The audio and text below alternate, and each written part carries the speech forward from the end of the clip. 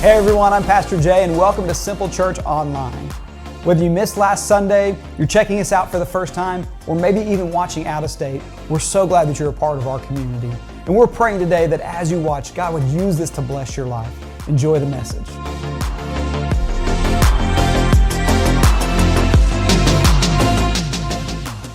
And I want to ask you, have you ever felt like you're at the end of your rope? Some of you are like, this very second, right? Yep, check mark, done, that's me. If I went around to everybody, I would imagine that you have a story or a moment when you came to the end of what you thought you could do. And if you've battled addiction, maybe there was a point for that. If you've battled difficult relationships, maybe there was a time for that. If you've battled self-doubt and self-worth, maybe there's just a moment where you're like, I'm at the end of my rope. And I just want to challenge you today, if that's you here today, first of all, you're in a great place, not because Simple Church is special, but because God is here, and He has a message that He loves you. But I also think that sometimes being at the end of your rope and being at the end of yourself is the best place that we can possibly be, and I want to talk about why that is, because I believe with all of my heart, as Romans says, that God works for good, everything, anything that possibly comes in our life for those who love Him or are called according to His will. I remember we talked a little bit about, if you've been around, talking about our firstborn who is about to be 18. She was, I don't know if you saw it, she was Student of the Week. Yeah. I think Les actually asked if he could nominate her, and I appreciate Les doing that for us and them accepting that. And so, but she was not Student of the Week when she was born. She was worst kid of the millennium. So she was a terror. She didn't sleep. She cried all the time. Literally, she would sleep for about 30 to 45 minutes and then cry. And so, as new parents trying to figure this out, I remember just coming home. And we're standing in front of our house and just saying, like, what are we doing? Like, do we just leave it here and go? Like, I don't know where to go from here. And it just got worse as we were home because we didn't have the staff there to help us. We didn't have the nursery to shove her off to. It was just us. And it was, as new parents trying to figure it out, if you know what I'm talking about, no sleep, and they're crying, and you can't fix it, and you're hurting for them, but you're also very like, just stop, kind of, right now. And I remember one night, we had just reached a breaking point, and we made the smart decision of moving about a block down from my in-laws, Amanda's parents, and she just called her mom and said, "You need to come get this now." And Lisa did, and she came and got her and gave us some time, and there were several moments in that. But that's such a small example of how life can be, right? It just takes us to the point of break, of just like, I'm at the end of my rope, how can I keep going? And what breaks my heart as I look out into the world is, from the world standards, I don't really have a lot to offer. Keep trying, keep pushing. Yeah, like try a little bit harder. I don't have much to give. You kind of just have to pull yourself up and make things happen. And listen, there's some good to that. We need to do that. We live in a society now when it's my feelings. And it's like, you need to get over that and live life because nobody cares about your feelings, okay? That's a whole separate message. But the world, all it has to offer is good luck. Try harder. The beauty of the gospel message and the beauty of what Jesus did for us is that it gives us a different message, that when we get to the end of ourself and the end of our rope, the message is good. So I want to look at another one of Jesus' miracles as we're kind of walking through John and looking at the miracles. And we looked at the lame man that was healed last week that picked up his mat, and Jesus said, "Move forward, go." And this kind of flows along with that. If you've been in church, you may have heard this before. If you haven't been in church, you still may have heard this. This is one of the most popular miracles and stories inside of the Bible. And we talk about, loaves and fishes are just kind of something that we say now. It's just become common language, but it comes from John chapter 6. We're going to read verse 1 through 14 here. And it says, after Jesus had healed the lame man and done some preaching, it says, Jesus crossed over the far side of the Sea of Galilee, also known as the Sea of Tiberias. A huge crowd kept following him wherever he went because they saw his miraculous signs as he healed the sick. Then Jesus climbed a hill and sat down with his disciples around him. It was nearly time for the Jewish Passover celebration. Jesus soon saw a huge crowd of people coming to look for him. Turning to Philip, he asked, "Where can we buy bread to feed all these people?" He was testing Philip, for he already knew what he was going to do. And Philip replied, "Even if we worked for months, we wouldn't have enough money to feed them." Then Andrew, Simon Peter's brother, spoke up. "There's a young boy here with 5 barley loaves and 2 fish, but what good is that with this huge crowd?" "Tell everyone to sit down," Jesus said. So they all sat down on the grassy slopes. The men alone numbered about 5,000. Then Jesus took the loaves, gave thanks to God, and distributed them to the people. Afterward, he did the same with the fish. And they all ate as much as they wanted. And after everyone was full, Jesus told the disciples, "Now gather the leftovers so that nothing is wasted." So they picked up the pieces and filled 12 baskets with scraps left by the people who had eaten from the 5 barley loaves. When the people saw him do this miraculous sign, they exclaimed, "Surely he is the prophet we have been expecting." And so again, one of Jesus' most popular miracles, I preached about it a ton. It's amazing. The truth is, as it says, he kind of got shortchanged on the feeding of the 5,000. I hate that we say that because that's not the truth. We know that it's just 5,000 men. Some say between 16 and 20,000 is probably what was there between children and women and wives who were there as well. And so a lot of people is the point. And Jesus, in one of his most miraculous and bountiful kind of miracles, is able to take this small portion of loaves and fishes and break it amongst all those 15,000 people, however many it was, and was able to give them everything that they wanted, plus have some stuff left over. I heard one pastor say, Jesus' math is 2 plus 5 equals 7, remainder 12, plus infinity. So that's Jesus' math. Like he does his own math. But not only was there enough for everybody, but to show no, I'm the God who provides, they pick up 12 baskets of leftovers from this small meal. And obviously this speaks greatly about his provision and what Jesus was able to do, and people were amazed by this.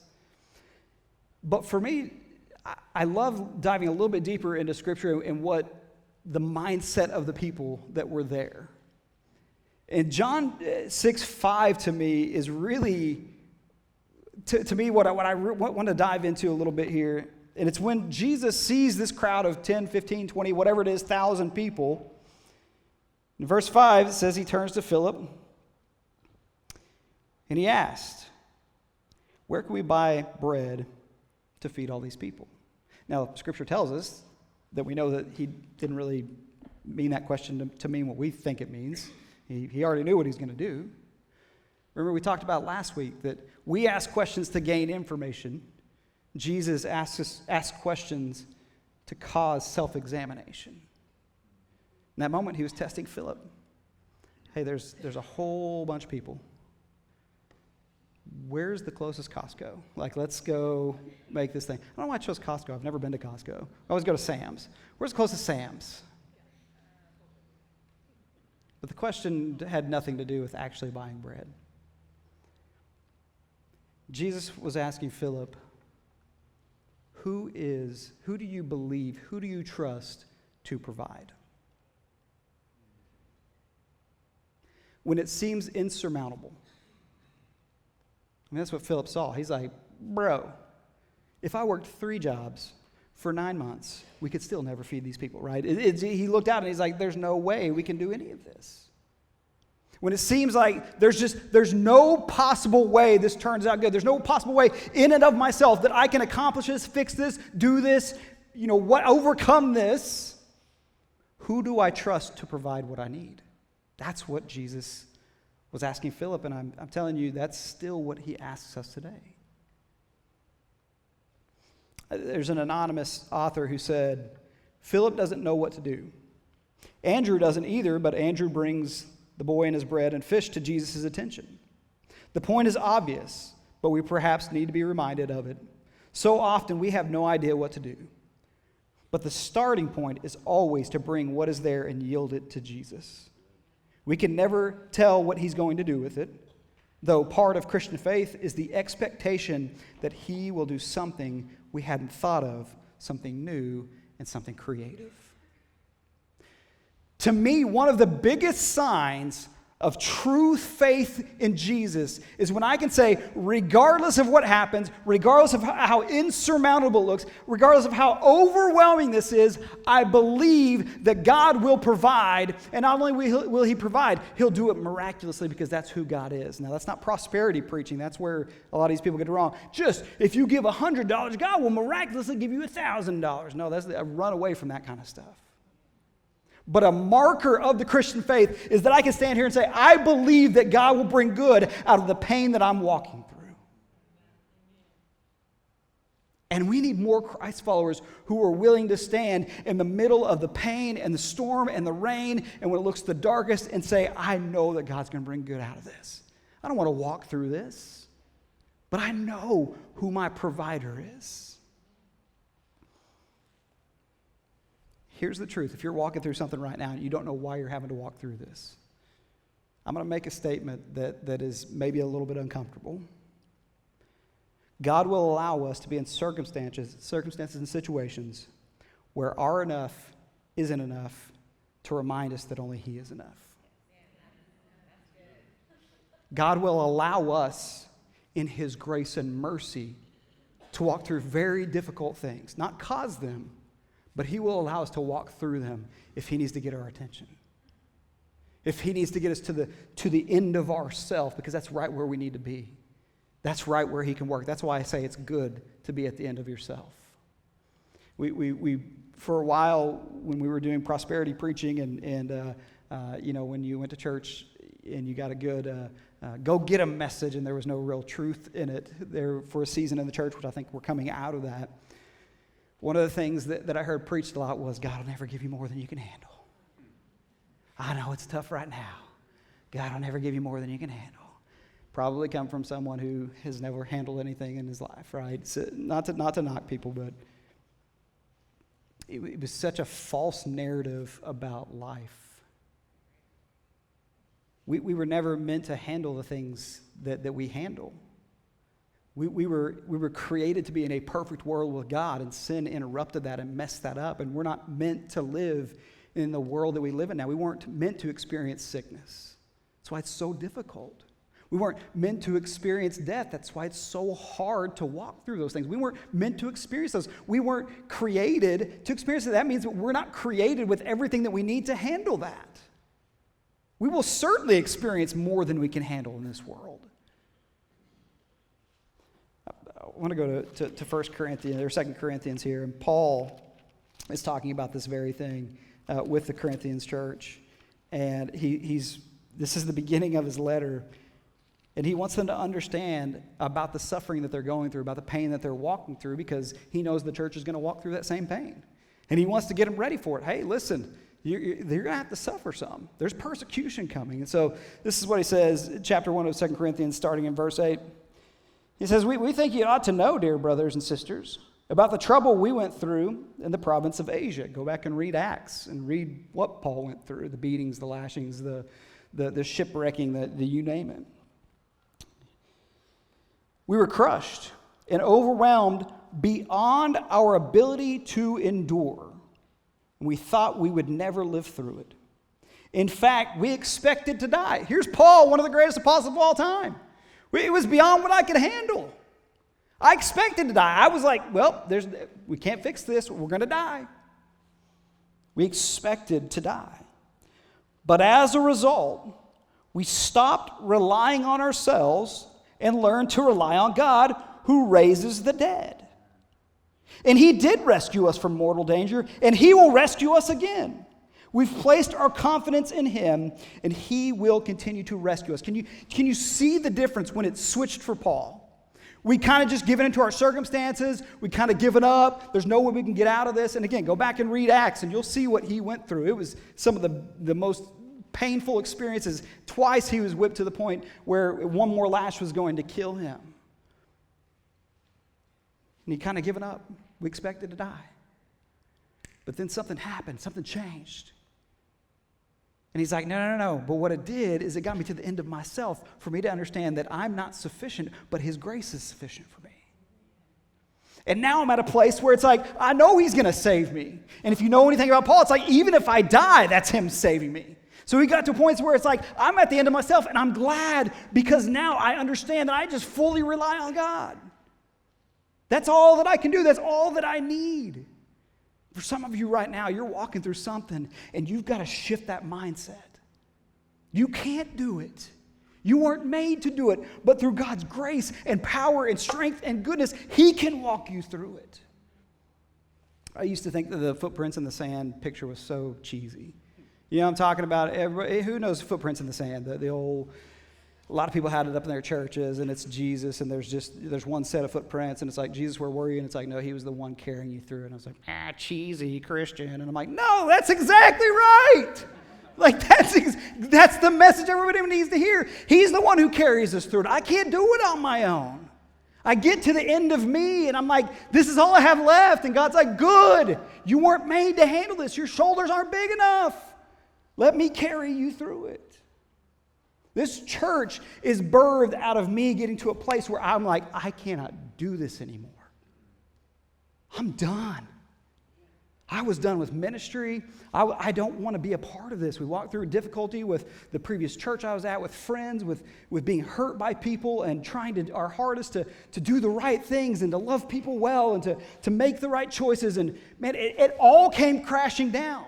And my story is different from your story, and you've walked through a lot more pain than me. I promise. I understand that. That season was right when my mom had gotten sick, and I didn't really have time to give to that because I'm so focused on the church and trying to figure this whole thing out. And I just got to a point where it's like, I can't do it anymore. And I felt God say, good. You've been trying to do it on your own in ministry for the past 15 years. Stop. You can't do it. You can't fix everything. You can try as hard as you can on your own merit to be as nice as possible, make the best decision you possibly can, and it can still fail. You can't do it. Philippians 3:14 used to be my favorite verse. I press on toward the goal to win the prize for which God has called me heavenward in Christ Jesus. Why was it my favorite verse? Because I wanted to achieve, man. I wanted to accomplish. That's where my worth is. Man, if I can be a part of a bigger church, if I can grow this, if I can do that, if I can have a bigger event, that's where my worth is until that worth goes away. And I'm left with this relationship with God that was about me feeling good if I was doing good. Do you know how miserable that relationship is?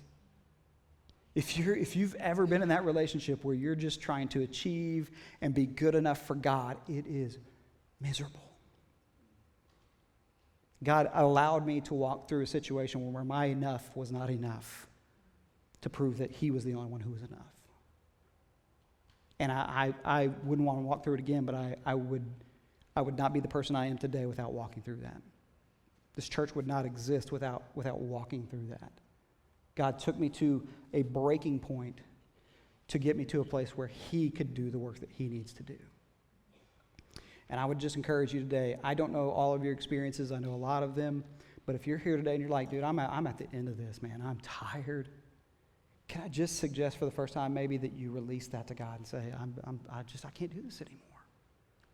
You take control. I mean, literally, it is Jesus Take the Wheel. As much as that song, I couldn't stand that song either. I don't like cheesy Christian stuff. That's what you're going to find about me. I walk into Mardell and I just start freaking out, okay, if I ever have to go in there. But it rings so true. We try to control our life. We try to steer everything in the direction that we think it should go. And it's like, at some point, we're headed for a crash if we're in control. When God the whole time is like, let me take the reins here. Let me take the wheel. And let me help steer this thing. That doesn't necessarily mean that your circumstances are going to change, but living under God's power and not my own is a whole lot easier to walk through those painful times. The question is the same question that Jesus asked Philip. Who's going to provide? Who do I really trust to provide? We can say we believe in Jesus, we can go to church, we can do all the things, but when it comes down to it, when the rubber meets the road, who do I believe is going to provide for me? And that comes out in the way that I react to situations. Because if I believe that God's going to bring good, even if someone is hurting me, if I believe that vengeance is the Lord's, right? Then my response is, I'm just going to love them through it. When I don't believe that God can provide the right vengeance and punishment for that person, then I take it on myself. And I start scrolling through their Facebook, and I start praying on their downfall. And I start, 6 degrees of separation of who they're talking to now and who they, I know what I'm talking about. Don't leave me up here. Y'all know what I'm talking about. You done the Facebook dive to see who they're talking to now. They unfriended you, so now you got to go backdoor through their friend stuff. This is what we do. Why? Because I don't really, at the core of me, trust that God can provide the thing that He needs to provide, so I need to provide for myself. That's why we sin. That's why we fall back into the same things, because we don't really believe it. And a lot like we talked about last week, Jesus was challenging the man, hey, get up and go and be this new thing. Don't go back to the old thing. In the same way, Jesus is challenging Philip, what do you really believe about this? And it's not recorded in John, but if you go to some of the other Gospels, there's actually another feeding it's called the 4,000 this time. Same thing, it was probably about 10,000 people. And what is so showing of how we are as people is if you go read the story, the same thing happens. Jesus said, how are we going to feed this people? And the disciples were like, I don't know, man. We just don't know. After they saw him feed 15,000 people. Why? Because we as humans, we fall back into we need to do this. I can't do this on my own. There's so much stuff. I can't do this, I can't do this, I can't do this. That they had seen Jesus do the exact same thing. They're in the exact same situation. They're like, man, we don't know, bro. Like Subway's closed, It's what's the Jimmy John's, which is the worst possible sandwich place in the world, right? Amen. Does anybody like Jimmy John's? Find a new church. There are just a few things. I mean, we can disagree on theology and stuff. No, I'm just kidding. Here they are in the exact same situation where Jesus, miraculously in front of them provided, and they're still like, we don't know. And it's so easy to look at the disciples and be like, bro, you got to see Jesus do it. We would do the same thing. I do it all the time. I'm presented with the exact same situation where I saw Jesus break through in ways that only He can, and then I'm faced with the same situation. I'm like, well, what are we going to do? What are we going to do? I don't know. What are we going to do? And I forget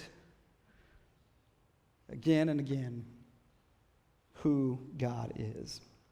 There's a story, and I'll kind of close with this, in Genesis chapter 22, and it's kind of one of the first places that I see God really make this declaration about being the provider. And this story is where we get the word Jireh from, Jehovah Jireh, the Lord provides.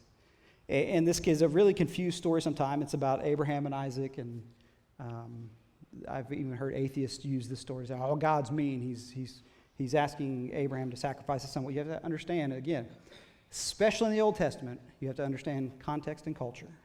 So it's not written to us, it was written for us, okay? So the culture was extremely different back then. Child sacrifice was a very common practice, unfortunately. They did not understand and value life the way that we do now. And so God is actually going to make a declaration over child sacrifice here, but I want to read this story because I think it gives us the exact picture, and I think it can challenge us today to say, how much do I actually trust God to provide? How much do I actually trust God to provide? It says this in Genesis chapter 22. Sometime later, God tested Abraham's faith. Abraham, God called. Yes, he replied, here I am. Take your son, your only son, yes, Isaac, whom you love so much, and go to the land of Moriah. Go and sacrifice him as a burnt offering on one of the mountains, which I will show you. Now again, for us, this is appalling, and it should be. We have a completely different view of life. It would not have been appalling in the sense of this was a common practice of the time. So when he said, go sacrifice your son, it's not something he wanted to do, but it is something that he would have known about because it was from this time. The next morning, Abraham got up early. He saddled his donkey, and he took 2 of his servants with him, along with his son Isaac. Then he chopped wood for a fire for a burnt offering, and he set out for the place God had told him about. On the 3rd day of their journey, Abraham looked up and saw the place in the distance. Stay here with the donkey, Abraham told the servants. The boy and I will travel a little further. We will worship there, and then we'll come right back. So Abraham placed the wood for the burnt offering on Isaac's shoulders, while he himself carried the fire and the knife. As the two of them walked on together, Isaac turned to Abraham and said, "Father." "Yes, my son," Abraham replied. "We have the fire and the wood," the boy said, "but where is the sheep for the burnt offering?" "God will provide a sheep for the burnt offering, my son," Abraham answered, and they both walked on together. When they arrived at the place where God had told him to go, Abraham built an altar and arranged the wood on it. Then he tied his son Isaac and laid him on the altar on top of the wood. And Abraham picked up the knife to kill his son as a sacrifice. At that moment, the angel of the Lord called to him from heaven, "Abraham, Abraham." "Yes," Abraham replied, "here I am." "Don't lay a hand on the boy," the angel said. "Do not hurt him in any way, for now I know that you truly fear God. You have not withheld from me even your son, your only son." Then Abraham looked up and saw a ram caught by its horns in the thicket. So he took the ram and sacrificed it as a burnt offering in the place of his son. And Abraham named the place Yahweh-Yireh, which means the Lord will provide. And to this day, people still use the name as a proverb. On the mountain of the Lord will it be, where it will be provided. Now, again, this is, I understand from our eyes, from our time, this is a difficult story to understand and read. Understanding that culture was completely different, but what God did in that moment, first of all, is he put an absolute end to the thought of child sacrifice being a thing at all. That's actually what he was doing. But he was also testing Abraham to say, what do you really, truly believe? He had called Abraham out to be the beginning of the story of Jesus. Abraham was the beginning of this. He said, "Abraham, do you really trust me to provide for you? To the point where you're willing to give up what you love the most. Do you really trust me that much?" God continues to ask that question to us every single day. Do I really trust God with everything? Do I really trust in my marriage that God is the best thing for my marriage? Do I really trust with my kids as I raise them that God is the best possible thing to provide my kids with the best life? In my job, do I really trust that God's, in my finances, do I really trust in my schedule, in my time, in my gifts and abilities, in my relationships, do I really at the end of the day trust that God is the one who provides for those? Because it comes out in the things that we do and the way that we behave and the way that we treat people and the way we treat our time and our money and all those things.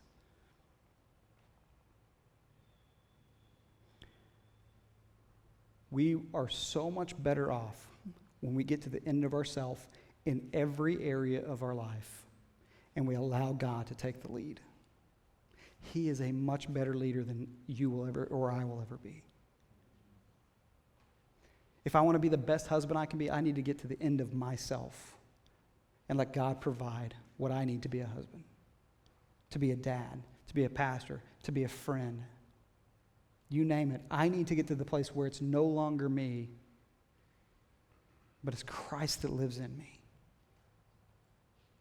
And the reason we celebrate Paul and the reason we read so much about him is because he got to that place where he said, to live as Christ, to die is gain. Like I consider everything that I've ever done rubbish just to know God. And then we have the famous Philippians 4:13, which is a battle cry for scoring touchdowns. And it drives me crazy, but I get why people use it, and that's fine. But what Philippians 4:13 really is, I can do all things through Christ who strengthens me, is Paul getting to a place where he says, regardless of my circumstances, the Lord provides. He is Jehovah-Jireh over every single thing. Whether I'm locked in chains, whether I'm shipwrecked, whether I'm doing well, whether I'm being beaten, Jehovah-Jireh, the Lord provides. Am I able in my life, in my daily walk, with my relationships, with my finances, with my time, am I able to truly say, I believe Jehovah-Jireh, the Lord provides? If you're walking through something that seems insurmountable, if you're walking through something that you're like, I'm at the end of this, I don't know if I can keep going, I'm sorry that you're having to walk through that, but if you will allow it, God will take that and He will use it and He will provide you with His burden, which is easy and light. But we have to give up. We have to get to a place where it's like, it's not me anymore. I must decrease. He must increase. I've got to get out of the way and allow His grace to be sufficient. And so for some of you today, you need to sacrifice whatever that thing is. Whatever that thing is that you're like, I don't know if I can do this on my own. I don't know if I can. You need to come and you need to lay it at God's feet and say, here, I can't do this. I can't handle this on my own. I need you. And the beautiful thing is that God's always going to be the provider. Now, it may not always look the way that we think that it should look. That's a completely different conversation. But God is always true to His word. Today, whatever that thing is, you can lay it at His feet. But I think the bigger question is what He asked Philip. Who do you believe is going to provide? And that will come out in the way that you live, the way that you give, the way that you treat people, the way that you raise your kids, the way that you love your spouse. What you truly believe about who provides for you will come out in those situations. And we don't talk much about money here because people get so hung up on that. But it is a disservice for me not to say that the reason that we tithe, the reason that Amanda and I give, that we decided at the beginning of our marriage we're going to do that is because we believed and fully believe that God will provide for us. And what tithing and what giving does is it separates that money and says, God, I trust that you're the one who provides. And I would just say, if you're dealing with some financial stuff, if you've never tithed, if you've never given, I'm just telling you from somebody who's experienced that, it releases that to God in a major way. The same is true with your schedule, with your kids, with your marriage, with whatever job you have, with your sins, any of those things. When you release it to God and you say, I trust you with it, it removes me from it and it kind of puts it on God. And He's like, good, I can do more with this than you ever thought. Who do you trust to provide for you? And if you're walking through something right now, can I just challenge you to release it to Him and see what Jehovah Jireh can do? Once again, thank you for stopping by today. We'd love for you to be a part of our family at one of our services. You can find out all of our information at simplechurchtulsa.com, and we'd love to pray for you any way we can. So please message us, and we hope you have a great week.